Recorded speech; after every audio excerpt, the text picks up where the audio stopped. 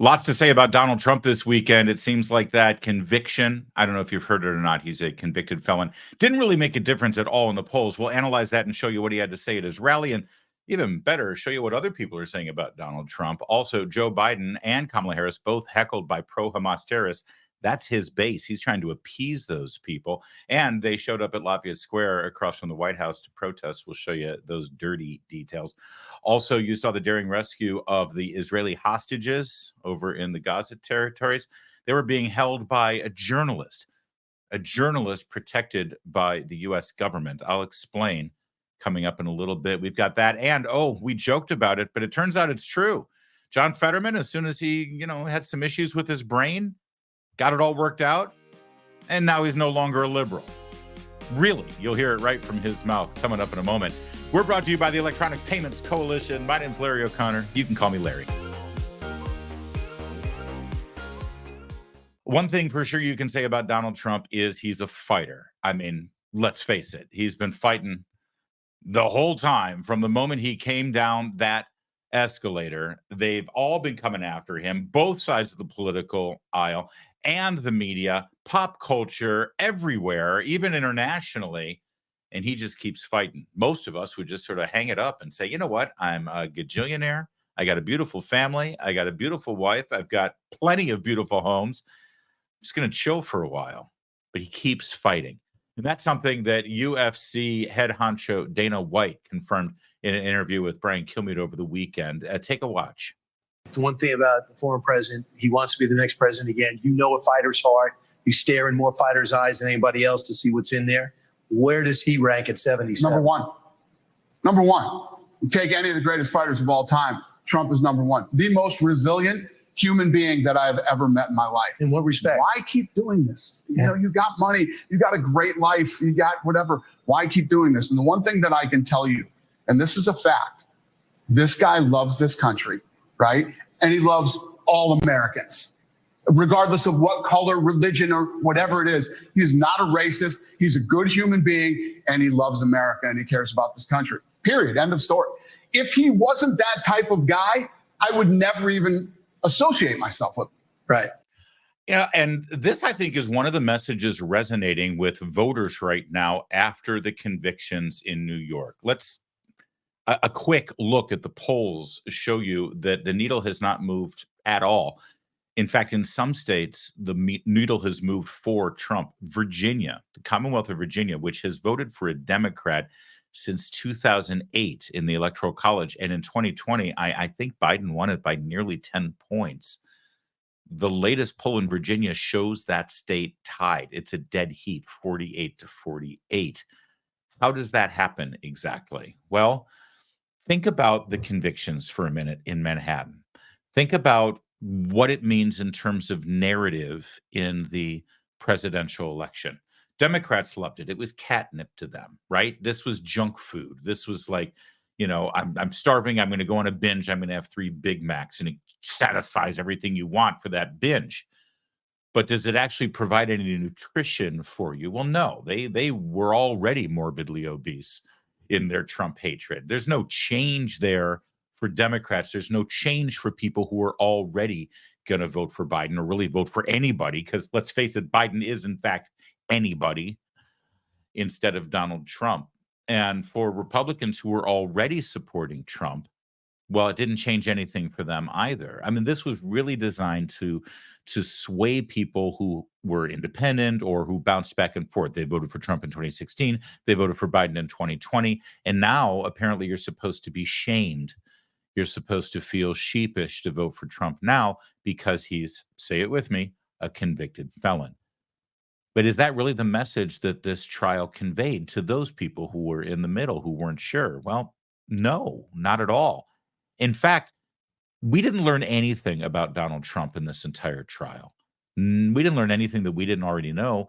If anything, if we were following the trial, we actually learned facts that made us more sympathetic to Donald Trump, or even more suspicious of the dubious way these charges were brought against him and the people who were lined up against him, from Michael Cohen to Stormy Daniels to Alvin Bragg to, figures from the Justice Department who left their cushy jobs to go take a lousy position as an assistant DA in Manhattan just so they could get Trump.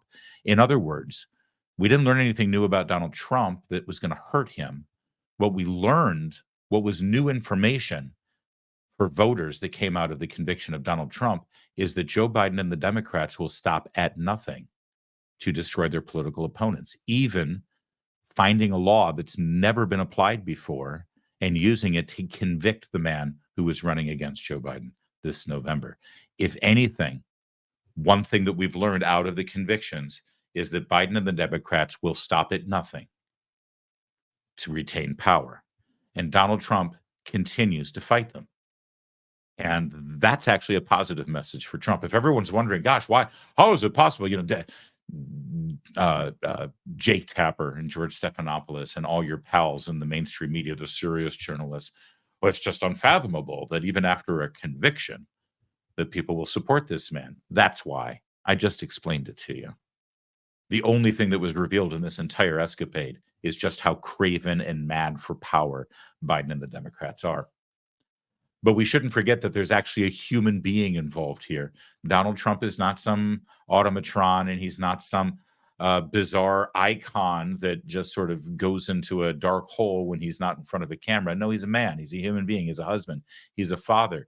He had a wide-ranging interview with Dr. Phil last week, and the humanity of Donald Trump through this ordeal was revealed. You've taken every shot you can imagine. You've been criticized, attacked, called every name. They've turned the judicial system against you. The intelligence community, intelligence officers swear that this is a Russian plant, this laptop over here, right before the election. The media has turned against you, not campaigning real Donald Trump. How do you deal with that stress in your most private moments? Number one, I don't like thinking about it. Out of sight, out of mind. I don't know if that makes sense to you. I don't want to think about it. Number two, I have tremendous support. I have the people's support. I think if I didn't, I wouldn't be able to handle it so easily. When a judge who has conflicts like nobody's ever had wants to put me in jail, when he puts a gag order and say, if you talk about these things, we're going to put you in jail. I'm the Republican candidate. I was president. I'm leading the Democrat by a lot. I like not to think about it.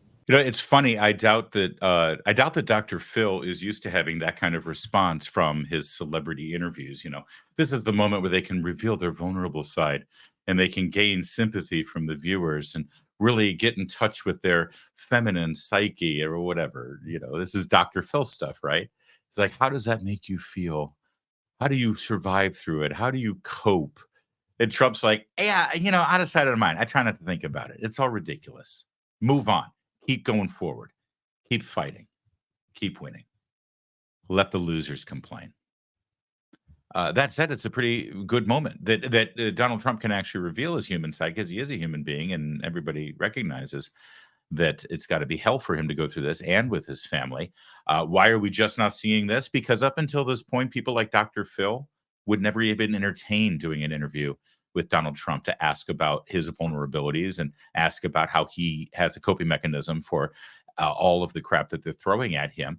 Because most of the people in the media who would have a show like this, where they would want to provide some kind of insightful or sympathetic interview to President Trump, the man, they would never do this because they hate him. They don't want you to think of him as a man. They want you to think of him as a monster.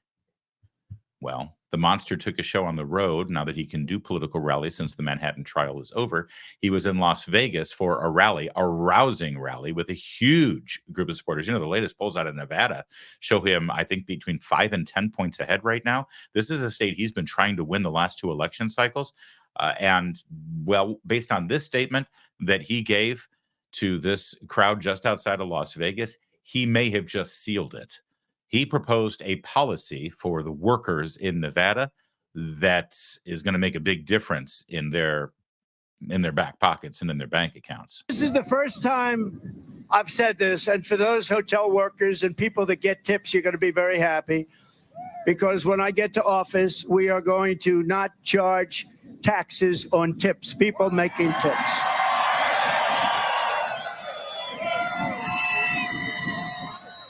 We're not going to do it, and we're going to do that right away, first thing in office, because it's been a point of contention for years and years and years, and you do a great job of service. You take care of people. And I think it's going to be something that really is deserved. More importantly, popular or unpopular. I do some unpopular things too if it's right for the country. I do what's right. But so those people that have jobs in restaurants, whatever the job may be, a tipping job, we're not going after for taxes anymore. This will be ended. And I announced that for the first time I've brought it up. First time anyone's brought it up. I think it's never been brought up before. And I also think it's very appropriate. And it's very appropriate to do it in the tourist capital of the world, Las Vegas, Nevada, where it's full of hotel workers, it's full of blackjack dealers and other kind of casino workers. And by the way, exotic dancers who live off of tips. I mean, a lot of the income of the Nevada residents who work in the entertainment industry or in the hospitality industry, a lot of their income is derived from tips. And he just said that that's going to be tax-free income. Is it pandering? Of course it's pandering. What politics is all about. But hey, Joe Biden could have pandered in the same way, but he didn't. See, what does Joe Biden do? He gives goodies back to the unions, and the union bosses get to keep all of it. The actual people don't get any of it. Donald Trump goes in another direction. See, the reason the Democrats give the money to the unions and they give them breaks is because the union bosses get to thrive off of it. And then the last thing that a Democrat would want to do is give relinquish taxes for an entire group of people or for a segment of income, because when they relinquish taxes, first of all, they're conceding that taxing is bad and high taxes are a problem. They don't want to concede that, number one. And number two, if they relinquish taxing a certain segment of income or a certain sector of the United States workers, then they cede their control. That's how they keep control of you. That's how they can pick winners or losers. That's how they can control the economy and control your behavior, by keeping taxes. And then they, adjust the taxes with various regulations, things like that. Democrats aren't going to do that. Donald Trump just did. Is it pandering? Yes. Will it work? I think it will. And sometimes you got to pander if you want to win. Meanwhile, just one quick look at this rally in Las Vegas through the eyes of the ladies of The View. No matter how much you hate The View, you don't hate them nearly enough. No matter how much you think that left-wing news organizations like ABC News, that is in charge of The View, manipulate the news to lie to their viewers, you're just scratching the surface. Watch how The View this morning gave a synopsis of Donald Trump's rally. So when a candidate makes a public appearance, they usually lay out their vision for the future and the policies they'll put in place. But then there's who. Take a look. I'm up here sweating like a dog. Secret Service said we have to make sure everyone's safe. I said, what about me? Oh, we never thought of that. Are the teleprompters not working? So not even a little bit. Great job. And then I don't pay the company that does it, right? And then I end up with a story Trump doesn't pay. I don't pay contractors that do a job. And that's a job. You're in the boat, this tremendously powerful battery, and the battery's now underwater, and there's a shark that's approximately 10 yards over there. The boat is sinking. Do I stay on top of the boat and get electrocuted, or do I jump over by the shark and not get electrocuted? I'll take electrocution every single time. I'm not getting near the shark. What? Okay. See, y'all always concerned that I'm smoking something. What's he smoking? All right. Now, listen, I'm going to be honest. If we have a Joe Biden clip and there's a bunch of gibberish coming out of his pie hole and you can't understand a damn word he's saying and he gets lost on the stage and starts doing his whisper thing into the microphone and then pretends, or maybe not pretends, that he's pooping inside his adult diaper, we're going to show you those clips and we're going to make fun of him. But guess what? We're not run by ABC News that pretends to be an unbiased, pristine, Mount Rushmore of journalistic ethics kind of news organization. We're just a fun YouTube show and Rumble show and the streaming video show. And we're managed by the little pirate ship called Town Hall Media. And we tell everybody that we've got an agenda. We don't like Biden, right? So listen, we have fun with those guys. But this, again, The View is run by ABC News. And they just pretended like that was the entirety of Trump's rally. In fact, it was presented that way by Whoopi Goldberg. Some candidates, when they go out and they have a rally, they put out their vision for the future. Well, I just showed one of the segments of his speech that showed a vision. dropping the taxes on tipped wages and tip income. Why didn't The View show that? They don't want their viewers to see that.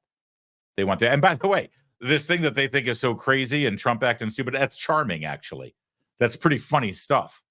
When he rambles on and tells anecdotes about car batteries in the water and a shark coming by, or the teleprompter's not working and not paying the vendor, that's actually funny and entertaining. When Joe Biden rambles, he tells the same story that he's been telling for 40 years, and it usually involves his uncle being eaten by cannibals. Oh, and it's a lie. But that's just a little taste of the weekend that Donald Trump had. We'll get to the weekend Joe Biden had in just a moment. Let me ask you a question, though. Can your savings weather an economic storm, especially considering the hurricane and tsunami of economic malaise we've been in right now? Think about what you put away for the future and then ask yourself, is it in cash? Well, inflation can render cash worthless. How about real estate? Well, real estate can crash. We just saw one recently in 2008. Economies built on a mountain of debt can fall like a house of cards. There are very few physical assets you can invest in that can stand the test of time. Now, how about gold? Yeah, that's right. Gold has withstood as a valued form of money for millennia.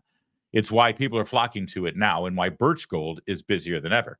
Through a little-known tax loophole, Birch Gold lets you convert your retirement account into a tax-sheltered IRA in physical gold. And the best part is it doesn't cost you a penny. You just take one of those retirement accounts you've already got and you convert it. Why don't you learn more? Just text my name, Larry, Larry, to 989898. Claim a free info kit on gold. Again, can your IRA or 401k weather an economic storm that's just on the horizon? If not, call the people I trust. Birch Gold. Text Larry to 989898. There it is right there. Larry to 989898. Do it now. So you saw what the convicted felon Donald Trump was doing in Las Vegas. How about the unconvicted felon, Joe Biden? That's right. The unconvicted felon, Joe Biden, was giving his own speech this weekend, and it was interrupted by a pro-Hamas terrorist heckler who had some choice words for Joe Biden and what he perceives to be genocide policies of the U.S. government in the Middle East. We cannot do genocide, Joe! Tens of thousands of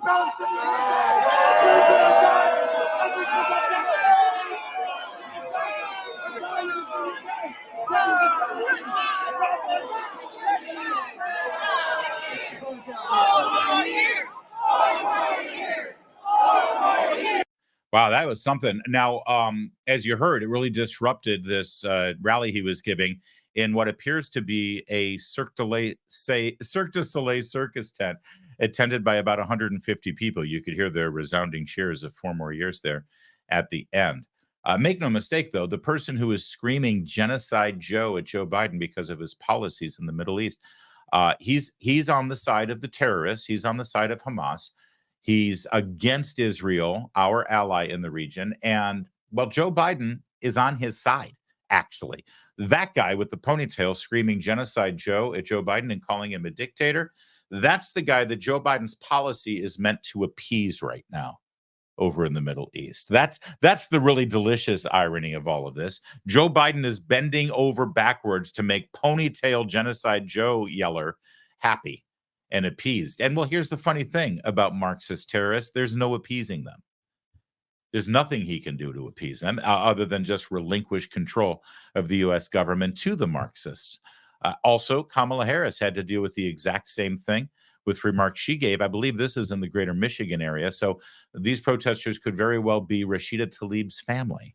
President Biden and I have been working every day to bring this conflict. I'm speaking right now, and I value and respect your voice, but I'm speaking right now. We have been working every day to bring this conflict to an end. President Biden and I. Yes. She handled that with aplomb, didn't she? That again, she was in that area to appease those very pro-Hamas, pro-terrorist, pro-Palestinian, anti-Israel constituents that they're desperate to keep on their side for the Michigan primary. In fact, when Israel sent the IDF in to rescue 4 of the hostages being held by Hamas terrorists. We'll get to some details on that a little later. Kamala Harris was quick to express her concern and condolences over the people who had been killed in the process of that rescue effort. Nothing about praising the Israeli forces in rescuing those hostages, nothing with regard to condemning Hamas for holding those hostages in the first place. No. Her main message was to express condolences to the dead Palestinians who were used as human shields to protect the terrorists. This is where she and the president, Joe Biden, are right now on this issue. And yet they're still getting heckled. They're still getting yelled at. They're still getting screamed at. And one wonders just how desperate they're going to get between now and Election Day to bend over backwards to throw Israel under the bus and accommodate these lunatics. I shudder to think. The lunatics, by the way, showed up on the front door of the White House this weekend. Lafayette Square is a park literally right across the street from the north entrance of the White House. It's at 1600 Pennsylvania. And the protesters were something like 7,000 strong. Now, there was a lot of condemnation of the park police, the U.S. Park Police, which has jurisdiction over law enforcement in this park. You'll remember this park. This is the park where Black Lives Matters tried to set fire to a historic church. And the Metropolitan Police Department in D.C. had to deploy smoke bombs and stuff to clear them. Then Donald Trump at the time had to hide in the bunker at the White House because Secret Service was concerned that they were going to breach the gate. They were insurrectionists. This was the first week of June in 2020. The next day, of course, after clearing the park, Donald Trump posed with a Bible in front of that church. And for some reason, Trump was the bad guy in all of that. That's the same park. And the U.S. Park Police made no arrests, even though statues were vandalized and defaced and, well, horrific things were chanted. The park police actually used Julio Rosas, our pal Julio's footage from this to explain exactly why things got out of hand and no arrests were able to be made. It turns out Joe Biden and the federal government, they're not really interested in law enforcement. They've been making good on their promise to defund the police. And, well, they've targeted the park police as one of their objectives.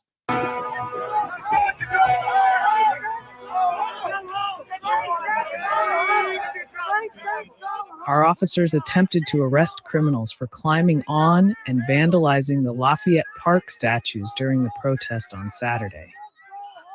The large, unruly mob in the park assaulted the officers and prevented them from making arrests.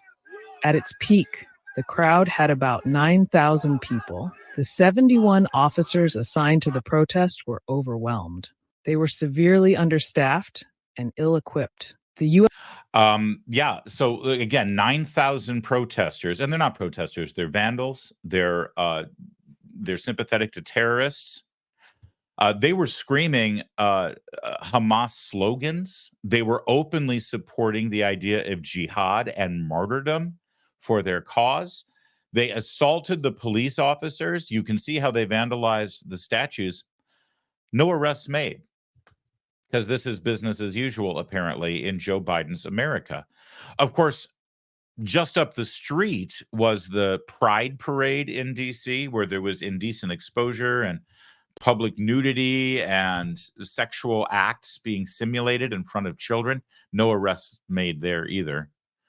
But, you know, if you do a skid mark in your bicycle across a trans flag that's been painted on the street for Pride Month, you're going to the clink for months.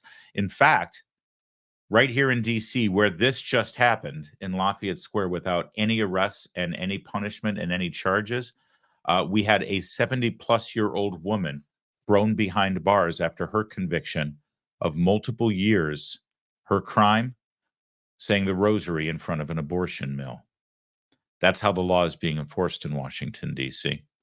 Young America's Foundation sent a young reporter with a microphone out to talk to some of the pro-Hamas protesters just to see what was on their mind and what their agenda was. And I think you'll want to see exactly who we're dealing with here in the pro-terrorist protest groups.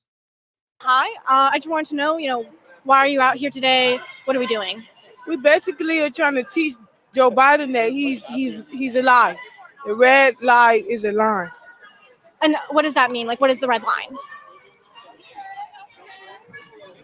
What the words that he stated was not true, and he's completely a fraud, and none of this is true. So basically, we out here trying to get it right for our country and for our city.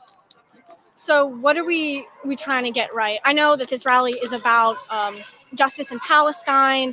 What are the goals there? What are you trying to do? Basically, we just trying to get him to understand where everybody's coming from. And where are you coming from? I told you, I don't know about this. I told you, I don't know.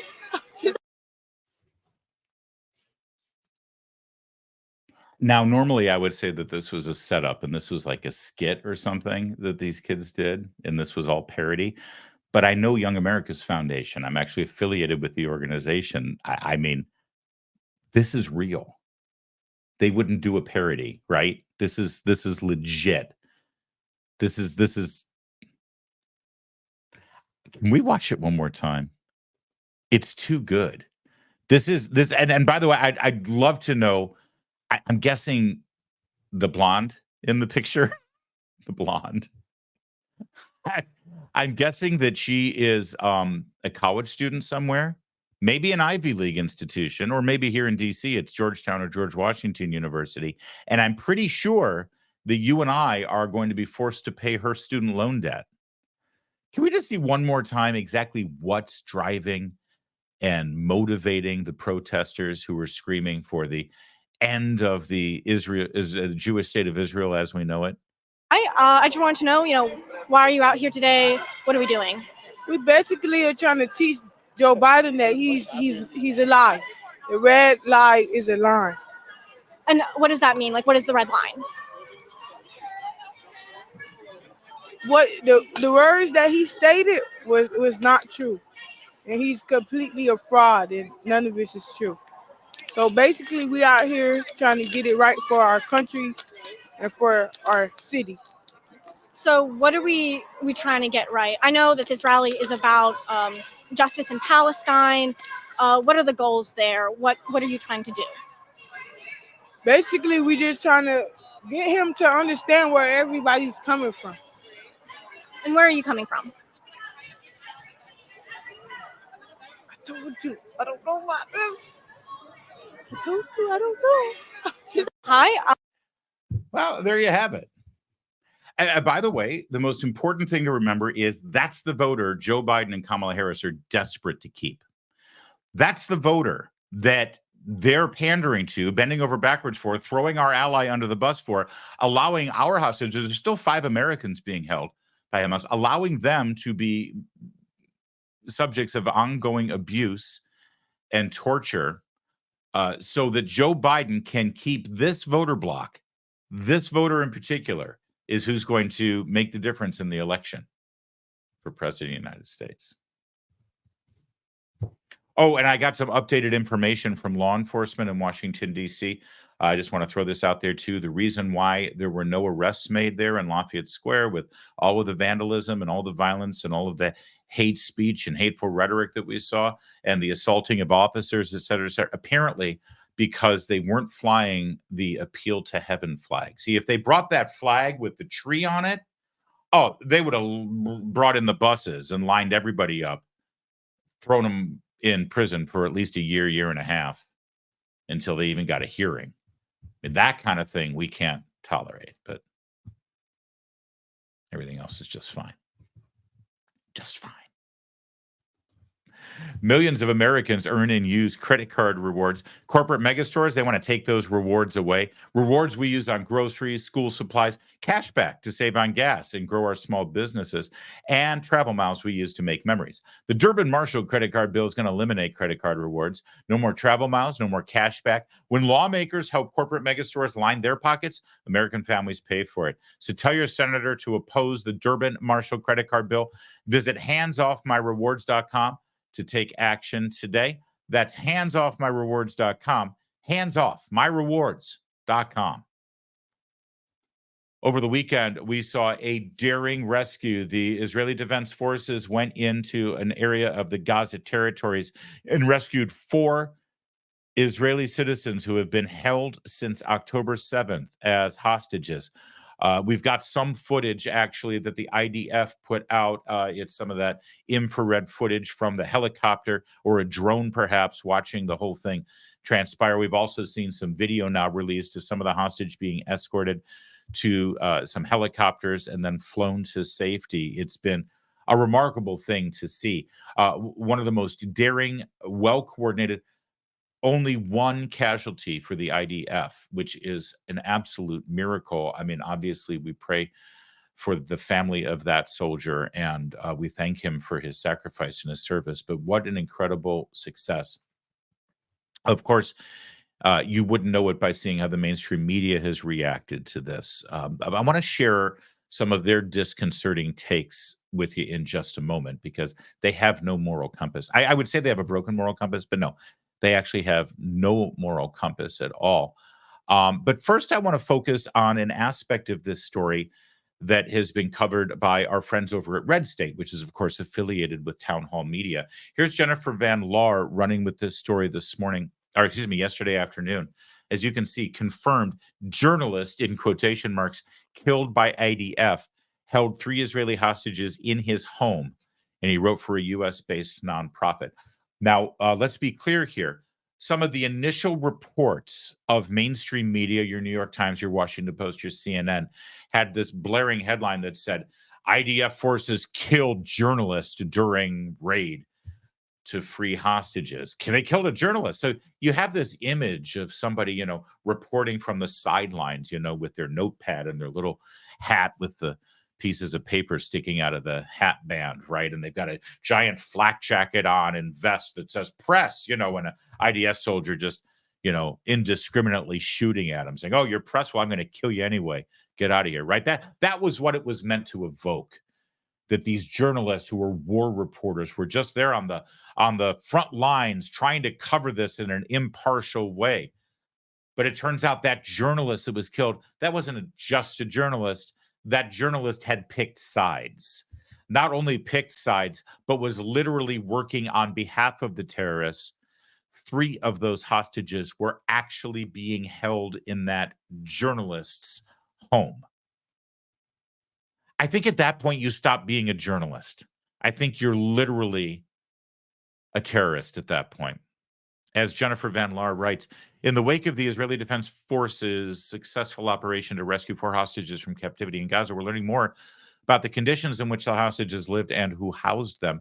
Once again, we're seeing that the native journalists covering the conflict are anything but neutral observers. As we noted in numerous stories about Israel's rescue mission, and yes, there's full comprehensive coverage at Red State and at Town Hall, as well as PJ Media. Take your pick. Town Hall Media has tons of different sites for you, whichever one fits your style and your personality. The 4 hostages rescued were not held in tunnels or prisons. They were held in the homes of alleged civilians in residential areas in Nuseirat. I say alleged civilians because if these people were holding Israeli hostages for 8 months, they're absolutely part of Hamas and are combatants, not civilians. One of those alleged civilians is now confirmed was Abdullah al-Jamal, who bills himself as a journalist and who wrote recently for a United States-based 501c3 non-government organization called the Palestine Chronicle. He also wrote at least one piece for Al Jazeera. The Israeli government confirmed Sunday that al-Jamal, who was neutralized by IDF rescuers, held 3 hostages captive in his family home. And she's got a quote there from the Israeli government saying, following an IDF and ISA investigation, we can now confirm that Abdullah al-Jamal held the hostages Al-Magmir Jan, Andrei Kozlov, and Shlomi Ziv captive in his family home in Nuseirat. All right, so what does all that mean? Well, first of all, what it means is oftentimes when somebody is called a journalist, they're actually an activist that just happens to write and get published at news agencies. In this case, Al Jazeera, which is an Arab-based propaganda outfit out of the Middle East, and this thing called the Palestine Chronicle. So, honestly, I saw this and I thought, you remember that whole thing with Jamal Khashoggi who we kept hearing was a journalist for the Washington Post, and he was murdered by the Saudi government. And yeah, it sure looks like the Saudi government killed him, and it was pretty despicable what they did to him. But was he really just a journalist? Was he really just a Washington Post columnist? I don't know. Maybe there's more to that story. I'm not saying he deserved to be killed and dismembered the way he was. I'm just saying, every time somebody is referred to as a journalist, especially in that part of the world, I think maybe there's more to it. You know how you have a business card and you have multiple titles? I think maybe you were doing more than just being a journalist, right? Just saying. But secondly, and more importantly for us here in America, you and I, we subsidized this guy's work. So this guy was holding Israeli hostages. He is a terrorist. He is in league with the terrorists. He is a combatant. He deserved to die if he was part and parcel to the illegal captivity of these innocent people. But you and I are paying for it because the Palestine Chronicle, which published his work and one assumes was part of his livelihood in subsidizing his existence, it enjoys tax-free status here in America. It's a 501c3. Our American tax code provides nonprofit status to charitable organizations who are doing nonprofit, non-governmental work, right? That can be a church. It can be a nonprofit theater or museum or art group. It can also be a charitable organization. I assume these people, the Palestine Chronicle, bill themselves as a not-for-profit clearinghouse for news out of this area that focuses on Palestinian issues. That's fine. Go ahead and claim that. But when one of the people working for you is actually one of the terrorists, well, then your tax-free status should be investigated. And because the Palestine Chronicle, which is based out of the Washington state, enjoys that government-approved and regulated 501c3 status, well, this means that the House of Representatives, specifically the Ways and Means Committee run by Chairman Jason Smith, who has been part of uncovering all of the crimes of Hunter Biden, he could have a hearing about the Palestine Chronicle. He can subpoena the Palestine Chronicle. There should be a Justice Department investigation into the Palestine Chronicle, because when they get tax breaks, that means they don't pay taxes on their income. And that means to make up for the taxes they don't pay on for their income, you and I have to pay our taxes, higher taxes. If everybody who made income in America paid taxes on their income, then everybody's taxes would be lower. But there's a lot of people who make income, like the Palestine Chronicle, who get that income tax-free. And to make up for that, you and I have to pay it. That, in my opinion, is a subsidy. They enjoy tax-free status on the goodwill and good nature of the American people through our representatives in Congress. And maybe it's time for the Palestine Chronicle to have that status investigated and see what other criminal activities the people who work for the Palestine Chronicle is engaged in. In fact, maybe we should see what kind of criminal activities the Palestine Chronicle knowingly or even unknowingly pays for over in that area, considering this guy is one of their employees. And then there's the cover-up. Banshi, one of our most popular writers over at Red State, says Palestinian Chronicle, U.S. press go into overdrive after journalists caught holding hostages. On Saturday morning, Israeli forces stormed 2 buildings. The mission was to rescue 4 hostages being held in a refugee camp after they had been taken from the Nova Music Festival October 7th. A journalist named Abdullah al-Jamal was killed, as you know. But the truth is far more sinister. As Red State's Jennifer Van Larfers reported, the 3 male hostages were successfully rescued, were being held captive. And then he quotes the article we just read to you. But there's more. The Hamas-controlled Gaza Ministry of Health does not distinguish between Hamas and civilians specifically for the propaganda boost. Unfortunately, it works every single time because the mainstream press always diligently parrots whatever the Gaza Ministry of Health tells them, because it helps push a narrative they already want to propagate, which is that Palestinians are helpless victims completely detached from the consequences of their decisions. Regardless, once news broke that al-Jamal had been holding hostages, the cover-up attempt went into overdrive. CNN quickly brought out their without providing evidence line, which was often used during the Trump administration to try to insinuate that Israelis were lying. Here, look at these 2 headlines that Banshi points out from CNN. Here's CNN. Yesterday marked Gaza's deadliest day in 6 months, Palestinian Health Ministry says. Now, again, we've said this before, the Palestinian Health Ministry is a propaganda arm. The health ministry gives out all of these numbers and gives out all of this data, and any responsible journalistic endeavor should qualify those numbers by saying, we can't validate this, we can't prove these things. For all we know, in fact, I think the UN has now confirmed that most of the numbers coming out of the Gaza Health Ministry is complete and total bull. But CNN, well, they just go ahead and take their numbers and write an article about it. However, when the IDF announced that the person who was holding the hostages was a journalist, oh, CNN was quick to caveat that. Israel alleges journalist held hostages in Gaza without providing evidence. Isn't that beautiful? Although, I'll be honest with you, I prefer that CNN did than this utter piece of garbage from the Washington Post. This is their headline on the effort to successfully rescue the 4 hostages. More than 200 Palestinians killed in Israeli hostage raid in Gaza. See, the headline is how many Palestinians were killed, not the fact that 4 hostages were rescued and liberated. It's amazing, isn't it?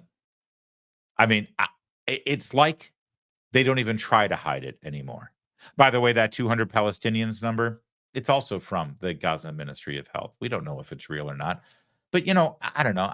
Hard for me to have my heart broken over the so-called innocent civilians who were killed in this effort when Hamas, the government they voted for, elected, and still support, purposely hide these hostages in civilian homes to theoretically keep them from being rescued because they think they know that Israelis actually have a higher moral code. You know, they purposely put their civilians out there to be killed because it works propaganda-wise for them. And meanwhile, Israel, they're trying to rescue and mitigate losses as much as possible. But that's the difference between a terrorist and an actual legitimate state. NBC News today had a reporter say that the biggest problem with this rescue mission that IDF just successfully concluded is that it's going to make it harder for Joe Biden to get a political win. Senior White House correspondent Gabe Gutierrez. Gabe, tell us what we know about the U.S.'s involvement in this particular rescue, and tell us why the White House believes it might be feasible to negotiate directly with Hamas. Hey there, Hoda. Good morning. The Biden administration confirmed the U.S. did not participate militarily in the rescue operation, but the U.S. provided intelligence in support of it, according to a U.S. official with knowledge of the matter. Still, there are concerns that Saturday's rescue may hurt efforts to reach a ceasefire and free the remaining hostages, including the 8 Americans. There's concern that the rescue effort, is going to harm chances for a prolonged ceasefire. That's their concern. We just rescued hostages. Well, the IDF just rescued hostages. And the concern is that Joe Biden isn't going to get his precious ceasefire. It would be one of the most enraging takes on this whole thing if it weren't for the BBC. Look at this spokesperson for the IDF speaking with a BBC reporter. Again, this is after a surprise attack that successfully rescued 4 hostages being held by the Palestinian terrorists. It's a surprise move, right? You have to sneak in to get them. Otherwise, the terrorists are going to kill the hostages, right? Now, listen to the question that the BBC journalist asks. Been a warning to those civilians for them to get out on time. For sure, of course, we cannot anticipate Israel to be warning ahead of a raid to extract or to save hostages, because then what the terrorists would do is to kill the hostages, and that would defeat the purpose. So, of course, we cannot expect that. I mean, are they stupid or are they just evil? You know, there's grave concerns here that before your surprise rescue of these hostages, that you didn't give everybody advanced warning. Well, then it wouldn't have been a surprise. You see, the reason that we sneak in there and we don't tell anybody that we're coming is so that the terrorists don't kill the hostages so that we can't rescue them because, they're terrorists. That's what they would do. So if we alerted all of the people in the area that, hey, we're coming to rescue the hostages, that would kind of mess up the surprise. Do I really need to answer this? Are you a bot? Is this like an AI malfunctioning anime that I'm talking to? That's where we are these days. I'm glad we're on the side of the good guys. John Fetterman went on Bill Maher's show on HBO this weekend, and he answered the question everybody's been wondering about. What the hell happened to you? You were like a Bernie Sanders Marxist. Then you get to the Senate and suddenly you're speaking sense about the economy, you're speaking sense about unemployment, you're speaking sense about unions, you're speaking sense about the border, and you're speaking great sense about the Middle East. Are you okay? What's going on here? Explain. You said, I'm not a progressive, I'm a Democrat. What does that mean? What is that distinction? Because I don't think I've used the word progressive. I think I've said woke. I think there's a big difference between woke, and I know that word triggers a lot of people because it had a great beginning as a meeting, but words migrate, and it went to something else. I think there's a big difference between an old school liberal and a woke person. You say progressive Democrat. How do you describe this? Yeah, no, I agree. It's like I've just say, and I've been saying that for years, actually. I said that, I didn't leave the label. It left me on that. Right. And that really, after it happened on October 7th, I was really knew that that whole progressive stack would be blasted apart, and there's not going to be any kind of way how the Democrats are going to be able to reply to that kind of, or respond to that kind of. And I really decided early on that I believe that was going to be the right side with Israel throughout all of that. And I knew that would going to be Democrats would continue to peel away and kind of walk away from standing with Israel on that. But that's where I decided after. How do you explain that, if you can, that the people who consider themselves the most liberal have abandoned Israel, which was always a liberal darling, for the people who, a terrorist organization, the people who outwardly say they want a genocide, who outwardly are the one side of this who's against the two-state solution. Somehow they wound up with them. Why do you think that is? And will this split the Democratic Party? Well, it does, because there's an appeal there, and I think you talk about that. Like last week, you really hit with the gender apartheid. Yes. And talking about a lot of these issues, and some of the most progressive and left parts of the Democratic Party are standing, for the kind of side that have kinds of organizations like Hamas or these kind of nations that there are no rights for women, and they certainly don't embrace the LGBTQ kinds of lifestyle. And then even in Philadelphia, the Queers for Palestine blocked the Pride parade in Philadelphia, and I never saw that on the bingo card, but it's really true. Well, there's more to this interview, by the way, where he goes on to say that because he had his health scare, that's what sort of moved him along to reevaluate a lot of the positions that he's had. And I don't know what to make of John Fetterman at this point. I don't know about you. I mean, I'm happy that he's on the right side of these issues. But this whole idea, I didn't leave the Democratic Party. The Democratic Party left me. All right. Well, listen, I don't care who left who, but you're not a Democrat anymore. If you question the gender ideology insanity, if you question whether Hamas or Israel, the abandoning support for Israel that the Democrats have stood for decades now, if you question the insanity of Joe Biden's border policies, this is dogma of the Democratic Party. You cannot be a Democrat and hold to the positions that John Fetterman holds. You just can't. I assure you, they're not going to let John Fetterman speak at the Democratic National Convention because of the positions he holds. There won't be anybody on the stage at the Democratic National Convention who doesn't toe the line on the transgender dogma and the gender insanity, especially when it comes to children. You can't. You're not allowed to. So is it true that John Fetterman left the Democrats or the Democrats left? The bottom line is he caucuses with Chuck Schumer. He supports Joe Biden. He continues to raise money for Democrats. I mean, is he really no longer a Democrat? Is he really someone who believes that his party has left him. And by the way, what is he doing to reform that party? What is he doing to speak out against Chuck Schumer and Joe Biden and the positions his party now takes?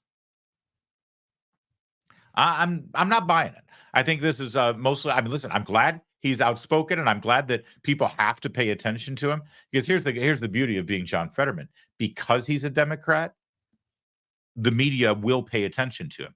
They can ignore Republicans who believe this. Oh, they're just crazy right-wing MAGAs, right? But Fetterman will get attention, and that's a good thing because he's getting attention for good causes. The bad thing is it's subterfuge to fool people into thinking that there are still sane Democrats left in Washington, D.C., because the man stands alone. Who's out there every day rushing to the cameras and saying, yeah, I agree with John Fetterman? Do you see any? Do you see anyone in Congress? Do you think Nancy Pelosi is going to be campaigning with John Fetterman? And the only reason Joe Biden might campaign with John Fetterman in Pennsylvania is because he needs the votes. And, you know, maybe that's what this is. Maybe this whole thing is 4D chess and it's subterfuge. And this is, in fact, John Fetterman swinging way into the sane column of political positions so that he can campaign in Pennsylvania on behalf of Joe Biden. And Pennsylvanians can then say, oh, well, you know, Biden seems insane. Biden seems like he's beholden to the Hamas wing of the party. Biden seems to be down with gender mutilation of children. Biden certainly doesn't want to enforce our border, but Fetterman's supporting him, and Fetterman's against all of those things. So maybe Biden's okay. Maybe that's what this whole thing is. Maybe he is taking these positions and being outspoken and criticizing the Democrats just so he can be the last standing sane Democrat in the room while they fool Pennsylvania voters to give Joe Biden 4 more years. That might be it. I honestly don't know, and I honestly don't know what to make of it. I can only tell you is I don't trust the guy, and I don't trust this entire media narrative. I do like the fact that you get headlines like this out of Fox News. John Fetterman tells Bill Maher that near-death experience freed him to speak out and says progressivism left me. Now, if that sounds familiar, you're right. You've read that headline before. Weird, man becomes more conservative as he regains brain function. That's from the Babylon Bee. Once again, the Babylon Bee has predicted the future. Is it satire or is it real life? I mean, the jokes write themselves. You can go with John Fetterman. You can believe this whole thing. I don't trust him. And I don't think that it's genuine, honestly. I think that he's saying what he needs to say right now to keep Pennsylvania in play. But ultimately, voters don't vote for a guy because their senator is supporting him. You got to vote for the guy. And right now, everything is moving in Donald Trump's direction in Pennsylvania, even in places like Virginia, where the last poll showed Biden and Trump tied at 48 points in Virginia, a state that hasn't gone for a Republican for president since George W. Bush 20 years ago. And as things get worse and worse and worse for Joe Biden, we get closer and closer to the people who are really running things deciding that they can't possibly follow him all the way to the convention. And something's got to give. And by the way, as we see the Hunter Biden gun charges in the federal case play out before our eyes in Delaware, that could be the trigger point. We can't protect Hunter anymore, Joe. Now that he's convicted, they're going to move with impeachment. You're going to have to step down. You can give Hunter a pardon on your way out the door. And then Kamala will pardon you. But it's time, old man. You did your duty. Time to step down so that the fresh blood can come in. And then Kamala Harris runs for re-election as the historic first Black woman president after enjoying 6 months of a honeymoon from the media all through the presidential election. I mean, I could be wrong. I don't think I am. We are all out of time. That's it for this time. We will be back next time. And in the meantime, I'm Larry O'Connor. You can call me Larry.